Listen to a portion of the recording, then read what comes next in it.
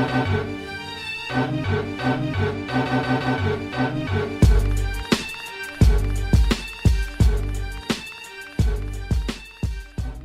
what's up, and welcome to episode 55 of Throwback Hoops. My name is Rob Clayton, and joining me as always is Woody V. What's happening, mate?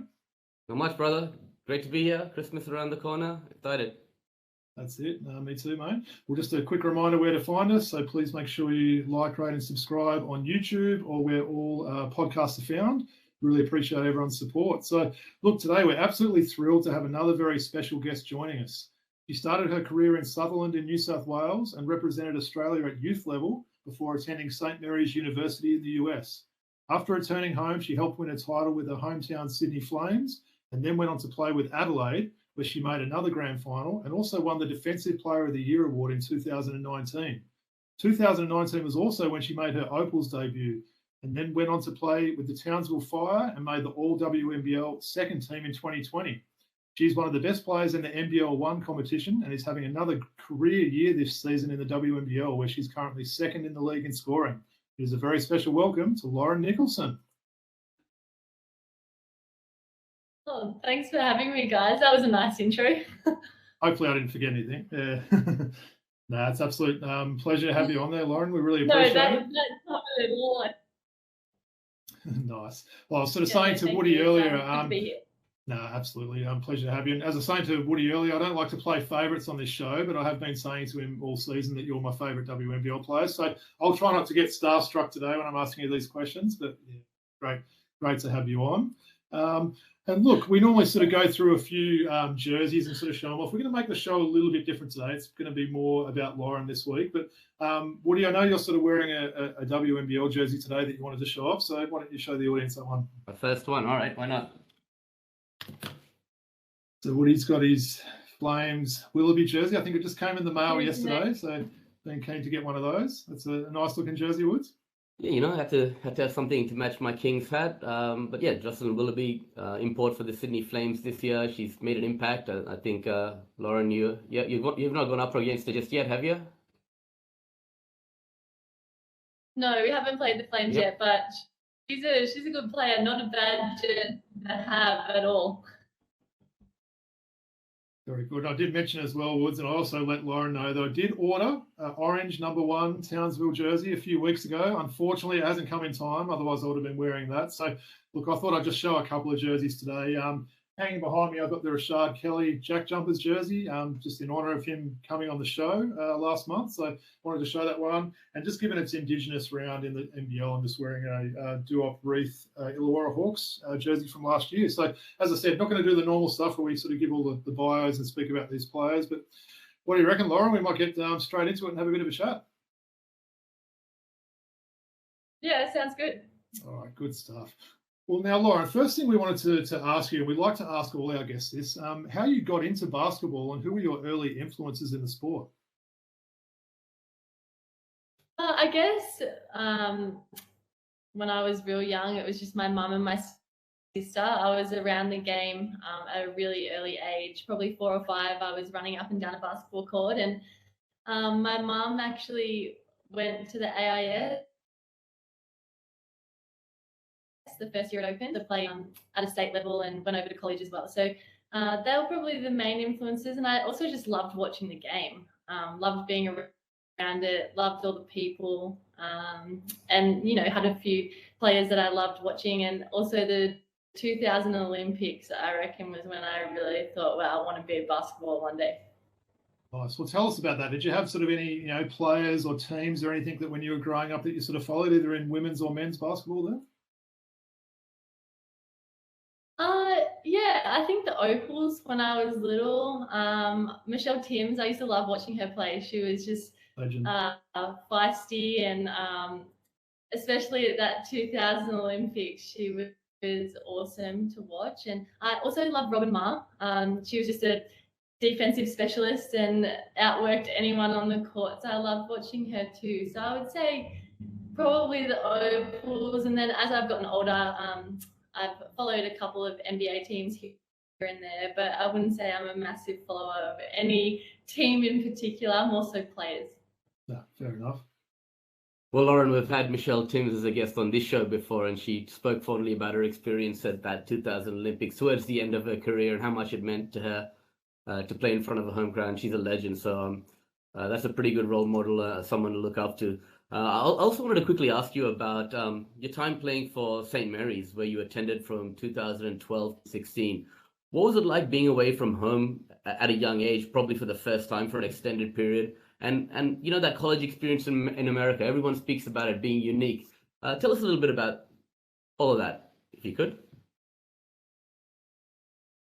Yeah, so I went over there when I was 19, and I always joke around that I left as a kid and I came back as an adult. And I think my family will back me up when I say that. I definitely was just a little kid, didn't really know what I was getting myself into, but I made the decision to go to St. Mary's because I actually knew a couple of people over there. I knew Kate Gaze, who I actually play with now. And my sister played with her throughout juniors. So she was a big draw card for me to go over there. And I think it was easier for my family to say bye knowing that she was there. But yeah, I think when I went over, it was more about the life experience and also getting a college degree as well. That was massive. And I didn't know when I went to college if I wanted to be a basketballer, but I think as I developed over there and as I was getting a little bit older, I realized that it was what I wanted to do. But it's just different over there. It's you literally live and breathe basketball and study, and you're always with your team. Yeah. I mean, I have some wins. I also definitely had the freshman 15. You get really excited about the chocolate milk on tap and all of that stuff as well. But yeah, it definitely was a great experience, and I would recommend it to any kid still now. Nice. I was going to ask you, I know a lot of our viewers will know sort of two really big Aussie names in men's basketball that went to St. Mary's, of course, in Paddy Mills and Matthew Dellavedova. There was also a guy that's going really well in the NBA at the moment in Jock Landale. So I know he was probably over there at a similar time to you. Did you ever sort of have anything to do with Jock back in the day? Yeah, he was there, I believe. I don't know if it was 1 or 2 years that I was there. I think it was 2 years, and yeah, the first year it was funny. He wasn't much of an impact for the St. Mary's men's team, but my second year there, I remember thinking, wow, this guy is going to be really good. And he got himself in shape that year and really started to get good at basketball. And as we see now, he's incredible. He's done a great job, and he deserves it because he worked his butt off. So yeah, it's really cool to see, and it's cool to see players out of St. Mary's, somewhere where you've been and know the system, to do really well. Absolutely. Woods? Yeah, so success came to you in that first season with the Flames, Lauren, beating Dandenong in the championship. How special was that experience for you playing alongside some really talented girls on that team? Yeah, it was awesome. I came into that season, I actually got injured in the first few weeks, which was really disappointing because I was excited. It was my first professional contract, and I was back home in Sydney, which was awesome. But I was really lucky. I got to train against Belinda Snell every day, and she's just an absolute legend.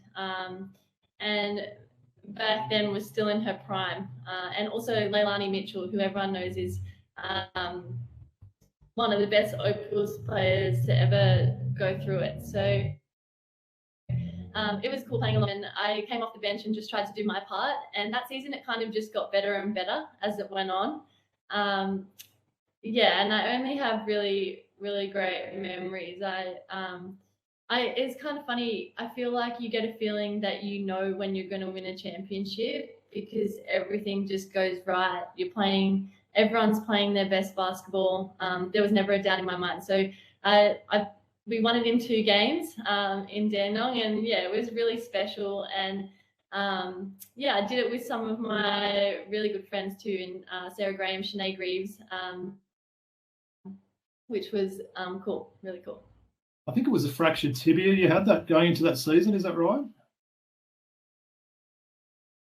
Yeah. I just was at training doing a layup with no one around me, and it just fractured. It's just freak accident. Is that the worst injury you've had in your career to date? Not that we're going to talk about injuries, but is that the worst one? Or? Yeah. Touch wood, there's no more. Yeah, probably. I've had a couple of issues, but other than that, yeah, that tibia wasn't nice. That's for sure. I can imagine. Yeah, so after that first season with the Flames, Lauren, you left and ended up going to Adelaide for a few years. What was that like for you, going from a big city to, a much smaller one?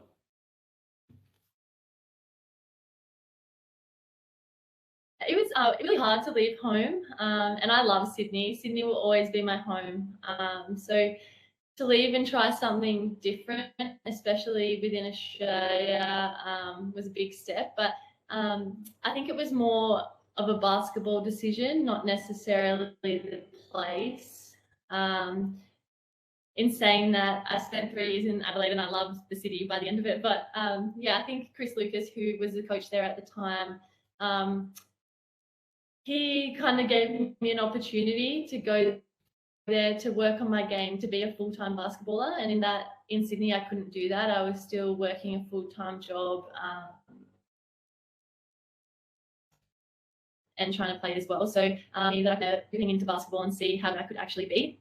So yeah, I liked Adelaide. I lived in a place called Henley Beach, which was such a nice suburb in Adelaide, and yeah, my lifestyle was pretty cruisy, so I couldn't complain at all.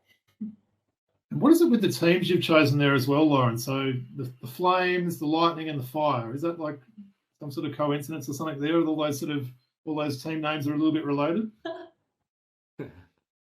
Yeah, I've never actually thought of that before, but I don't know.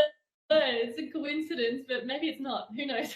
Well, they're all cool names anyway, so I'll give it that. So, well, I wanted to ask you a little bit about that second season with the Lightning there. So you took out the WNBL Defensive Player of the Year award that I mentioned at the start. So that must have been really special getting that recognition. Was that something you've sort of had any goals to try and achieve? Yeah, so when I signed in Adelaide, I knew I sort of had to do a couple of things to get on the court and one of them was rebounding. And that's kind of what Chris told me. If you want to play, you got to do these 2 things. So that's what I did all season. And then I continued that the following season. And I think it's cool. It's the best thing in basketball to be known as a defensive player, because there's not a whole lot that are known as that. There's a lot of great offensive players, but only a handful of defensive. And I think I still try and trademark my game around that. But yeah, it was just a way for me to lock in, be really good at it, and that's how I would get more court time per se. Yeah, terrific. That's a great attitude as well. They say defense is what wins you ball games. So I wanted to ask you this question because I'm Indian myself, Lauren. So your first Opals experience, you made your debut in 2019 at the FIBA Asia Cup in Bangalore, out of all places, right? You won a bronze medal there. Firstly, it must have been a huge honor for you to represent your country. But India's a cricket mad country, right? What kind of crowds turned up to the basketball there, and what was your experience like of actually visiting India? I loved it. It was definitely different to anything I've ever experienced before. We didn't get to do a whole lot outside of just going to training and playing, but all the people around basketball were really friendly. There was actually a fair few people at the games, which was it was really cool. They are Indian people are sport mad, and it was I felt like that they got around the basketball a little bit as well. And there was a few times where we got to walk around the neighborhood and everyone, I loved it, and it was a great first experience. Loved it. Brilliant. Awesome. I actually heard you, I actually replayed an old episode of you on the Shooting the Breeze podcast there, Loz, speaking with Paul last year. You were sort of telling that story about when you got that call up to that Opal squad from Carrie Graff, sort of how proud a moment it was. And I think you sort of said the first person you called was your mum at that time. So what are your memories of that? That must have been a really special time, right?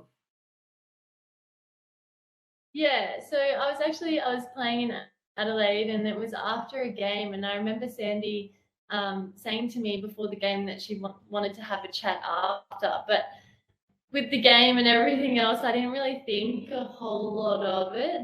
And then I actually forgot, and it wasn't until after she was like, "Oh, Loz, can we have that chat?" And I thought, "Oh yeah, no worries." And she kind of sat me down and was telling me that I'd been playing well and blah blah, and a conversation that went on for about 10 minutes, and I didn't ever dream of her asking me if I wanted to be a part of the Opal squad, but she did, and I kind of just froze. I remember just sitting there. I don't think I talked back to her for a couple of minutes. She probably thought, what's going on here? Maybe she doesn't want to be a part of it, but I was just so excited and felt really overwhelmed with emotions, because it's something that doesn't come around for a lot of people, and something that I had thought about when I was a bit younger, but as it gets closer, you kind of put it to the side because you never actually know if it's going to happen. And I walked afterwards to the car, and the first person I called was my mum, as I do with everything, that any big news in my life. And I just called her and I told her, and it was a very emotional phone call, a few tears, a few laughs, but yeah, it was a really nice moment to share with her, and something that is going to be me for a long time. It's a great story. Yeah, Lauren, what a proud moment it must have been for your mother to get that news as well. So now it's like, what, your third season playing in Townsville with the Fire. I just wanted to ask you, I mean, you enjoy playing up there, and like, who are your closest friends? I mean, who are your homies? Who do you kick it with off the court when you're in your downtime over there? Yeah, I love it up here. It's different again to any other experience that I've had, but I can't say a bad word about Townsville. I love it. I love the weather. I love the people. I love the organisation. There's nothing bad about it. But my homies, I love Eliza Fabro, who is one of our development players. Yeah, she's a 21-year-old who's an awesome young girl, and she's from the Townsville area. Kate Gaze has just signed midway through our season again, so it's full circle of basketball, like knowing her from when I'm young and then going to college with her now. This is our second season at the Fire together, so she's just a lifelong family friend, so I'd say she's one of my homies off the court. Yeah, I don't know. I like everyone though. I like hanging out with all the girls. That's a great story with Kate Gaze, just, from the commentary box a few weeks ago, and now she's playing with you. That's terrific, right? So yeah, it's so good.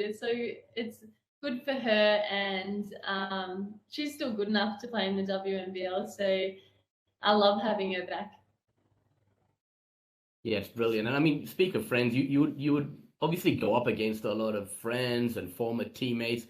If you're going to look back on your career, I don't know, whether it be international or domestic, can you name a couple of your toughest opponents, like people you've gone up against that you say, damn, I'm in for a challenge today, sort of thing, right? You know what? I feel like just the other day we played against the Melbourne Boomers, and 2 seasons now I've played against Tiffany Mitchell. And she's just a superstar. She honestly is so tough to guard. I think she's the hardest person to guard in our league.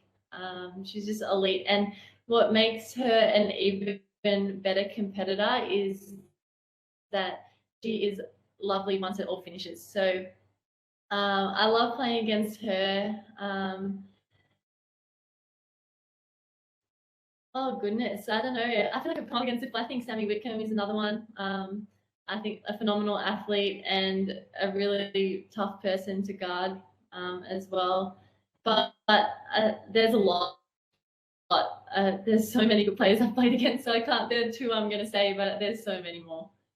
Hey, Loz, how do you rate Steph Talbot's game? She's someone that I really enjoy watching and love watching her play in the World Cup recently. She's obviously a similar age to yourself, I think, there. What's she like to go against?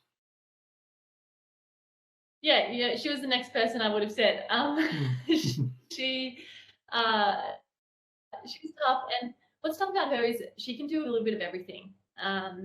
She can shoot it, she can put it on the floor, she can play defense herself, and she's a great slasher. So she's tough to guard. And I played one season with her in Adelaide, and just a really great person. Got along really well away from basketball, and yeah, she does a really good job too. What I've always liked about Steph is she is 100% committed to basketball, but when she leaves basketball, she has really enjoys her life as well, which I think is really important and is probably a big part of why she is the player that she is. Nice, good answer.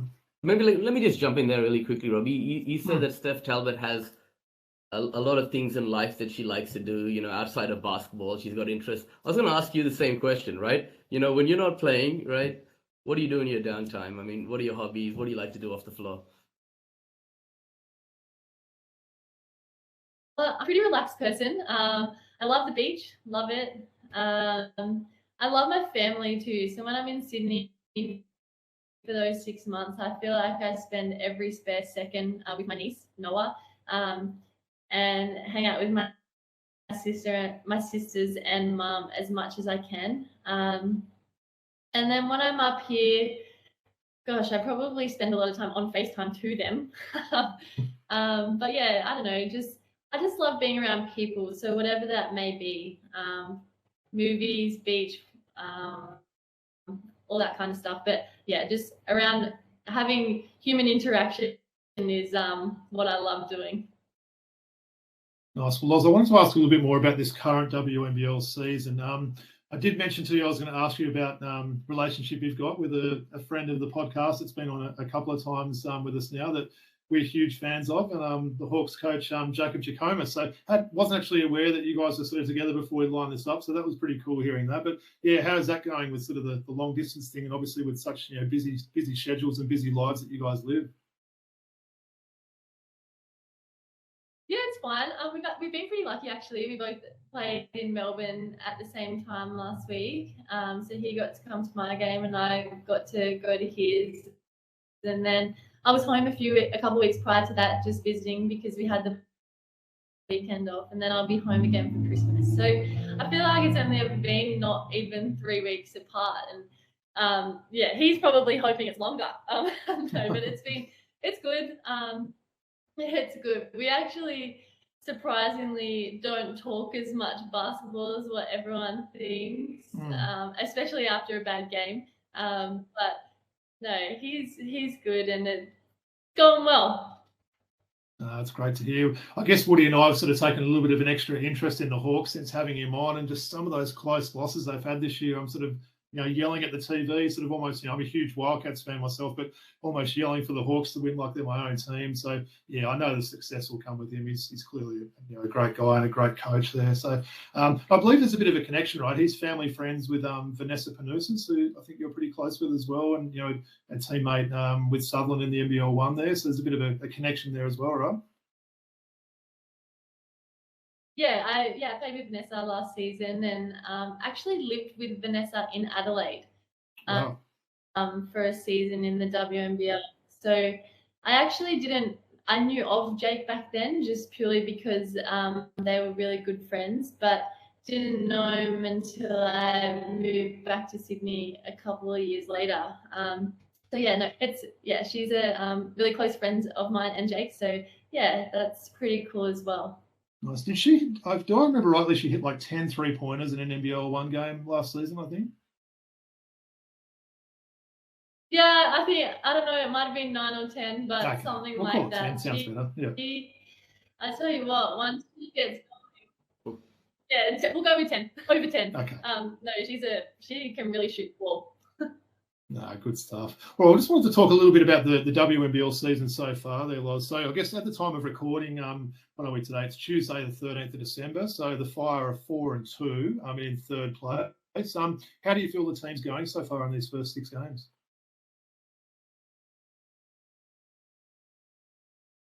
I think we've been solid. I think games that we have dropped, we were right there. Especially the Melbourne game just this past week. We were actually winning for 3 quarters, and then probably just ran out of legs, fatigue, and a few things. And Melbourne started hitting a lot of shots, and we just couldn't quite get them. But I think overall we've been building. Different players have been stepping up. We had one of our main bigs in Zatina go down a few weeks ago with an injury, but then one of our younger girls, Lara McSpadden, come in and do a really great job for us. So I think the younger girls are doing good, taking their opportunities, and Shannon just talks about just building. We just need to be better every week, but I think right now we're in a really good spot. I think we have 1 game before Christmas and then a bye when everyone else plays. So we really have to win this weekend going into Christmas, so we can all have a happy Christmas, and then just build on that following the break. Nice. I was going to ask about that. So you're right, it's a pretty light schedule for the rest of the month, isn't it? So I think you guys play Perth this Saturday, and then, as you said, the next game's New Year's Eve there. I think another home game against Bendigo. So what are your plans around Christmas? Are you sort of coming home, or you sort of spend Christmas up there? Or? Yeah, so we'll play this Saturday, and then we have a few days still in Townsville to train. Just because, having more than a week off is probably not ideal to prepare for our New Year's Eve game. So I'll go home. I think it's for about 4 or 5 days over Christmas. Just be with the family. Spend half the day with my family and half the day with Jacob's family, and it'll be nice. It'll be nice to be home. It's a good little refresher for everyone, and then we can come back in after Christmas and really get after it. Good to hear. And look, I know you're a real team player, but we weren't going to bring you on and not talk about your stats so far this year. So for those that aren't aware, so after 6 games, you're averaging 21 points, which is 2nd in the league. You're leading the league in free throw percentage at 88%, shooting a red hot 53% from the 3-point line. So honestly, in my humble opinion, I think you're a legit MVP chance so far this year. So you must be feeling pretty good personally after these 6 games, yeah? I do feel good. I think I still have a long way to go. Before this season, I did put in a lot of work, and I actually felt more ready than I have in a long time. Especially before last season, I had a few niggles, and I was fresh off 2 quarantines, which is not ideal for any athlete coming into a season. So I just made sure I was fresh and ready to go, and I feel good, and I feel like Shannon, our coach, has all the confidence in me to be the best I can be. So that's pretty cool. And also, I just play with a really great bunch of girls right now, and everyone always says it, but it makes things so much easier on the court when you have really great people around you. You might take a terrible shot, but no one's gonna say get mad at you or whatever else. So it's nice to be a part of something that is a great environment. And how hard do you work on those free throws there? It's obviously a great skill that you've got there. Do you put a lot of time and effort into practicing those free throws, or has that always been something that's been pretty natural for you? I probably put a little bit more effort in when I was younger. I'll still always shoot some every day at least, but I'm probably only shooting 20 a day at the moment, but I just feel like that's enough to be where I want to be. Stuff. Yeah, the humility you speak with, and then the way you talk about your teammates helping you so much is just an awesome quality to have. So I respect that a lot. I wanted to talk quickly about what happened with the Women's World Cup, right? I was there at almost every game, and I saw, the crowds just coming in, and on the back of that, the popularity in the women's game has really grown, and even at WNBL games, you're seeing the crowds are a lot better. What's the standard of the league like this year? You get people like, Joss Willoughby coming in. You mentioned Tiffany Mitchell, Nelson Ododa. You got all these great imports coming from the US to come play here, right? The league must be in a really good place now in terms of the level the game's being played at, right? Yeah, I think that slowly over the years, imports have realised, and Australians have realised, the quality of our league, and I think it's up there. It's the second best league in the world. Some will argue that the Euro League is better, but I don't believe that, and I think that imports who have been out here going back there telling people that this is a great league to be a part of. We're treated pretty well in Australia as well, and yeah, it's cool to play against such quality people, and I hope that as the league continues every year, it will just get better and better, and we've seen that in the last few years. Hey, Loz, are you someone that watches a lot of basketball? Like, will you check out the other WNBL games? Will you watch sort of NBL, WNBA, NBA? Are you one of these sort of people, or do you sort of switch off when you're not playing? Yeah, I watch. I tune into most WNBL games. I love watching, and I'll never miss one of Jake's games. I always watch the Hawks play. And if I'm home and an NBL game's on, I'll always have it on for sure. Love supporting it. I'll watch some NBA. I'll jump on as soon as the playoffs come on. But yeah, pretty much just the NBL and WNBL is what I truly follow. So before Robbie just jumps into his waxes lyrical about NBL1, which I know he wants to do, life after basketball plans. Have you thought about what's going to happen once the game is done? Yeah, so I have a communication degree from over in the States, and also came home and did my master's in teaching. So I don't know, I might jump into some sort of teaching role. I wouldn't mind also coaching in a school, actually, even coaching basketball. In some capacity. I'm not sure if that's just a junior team and then, working as a teacher as well, or whatever that may be. But yeah, something to do with kids, I would say, life after basketball. And then, of course, hopefully one day can have a family too. That would, be cool too. That's great to hear. So, look, I did want to talk a little bit of NBL1 before we sort of wrap things up. So, as I mentioned, I was lucky enough to call the Hills Hornets home game that you played against Hills this season. I was a little bit disappointed, though, when the Sharks... I was drinking beers as well behind you. You were drinking beers in the background, were you? But, yeah, look, the Sharks came to town and won by 45 points. I remember in that game, Lodge, you had 27, 6 and 5, along with 5 steals, shooting a cool 71% from the field. So that was a little bit annoying watching that, but I did enjoy sort of seeing that. But I guess all jokes aside, how did you find that NBL1 East season last year, and do you enjoy playing at that level? Yeah, I love it. I especially loved going home to Sutherland and getting to play at my junior club again. That was really special. But yeah, I think it's cool that New South Wales are in NBL1 now. I think it's just going to grow as well. Basketball's going to grow, and I also think that all of the teams in it will compete better every season, and that's exciting as well. There's some really good juniors coming through New South Wales. I've had my eye on a few of them. There's one really great one coming out of Bankstown and a few here and there. So yeah, it was cool to go back. I love also playing with a couple of people my age, but also the majority who are younger, and just trying to get better. And I love being able to help them and be more of a mentor for those younger kids, especially being home in Sutherland.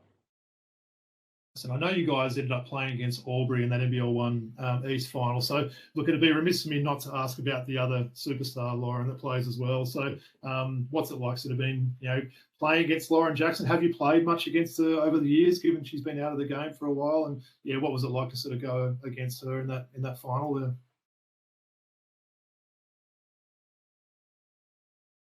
I'd never played against her. I'd been to one Opals camp with LJ, and I literally, I felt like I stared at her the whole time, just because I was in awe of her and thought, this is the coolest thing of my life. I'm literally running up and down the basketball court with Lauren Jackson. She set me on-ball screen. Like, what is happening? So that was cool. And now, in the NBL1, got to play against her.